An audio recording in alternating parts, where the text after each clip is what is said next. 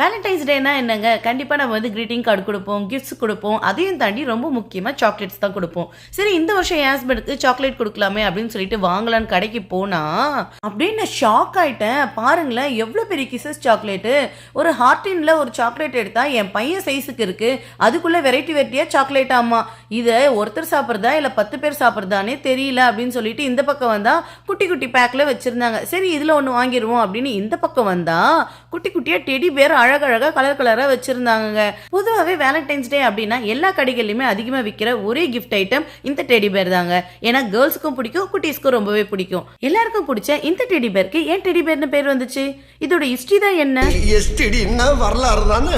வாங்க நான் உங்களுக்கு சொல்றேன். அதாவது 1902ல 26th பிரசிடென்டான தெடோர் ரோஸ்வெல்ட் அப்படிங்கிறவர் காட்டுக்கு வேட்டையாட போயிருந்தாராம். போன இடத்துல எந்த மிருகமும் வேட்டையாட கிடைக்காதனால கூட இருந்தவங்க ஒரு கரடியை கட்டி வச்சு இதை சுடுங்க அப்படின்னு சொல்லும் போது என்னால முடியாது அப்படின்னு சொல்லிட்டு வந்துட்டாராமா.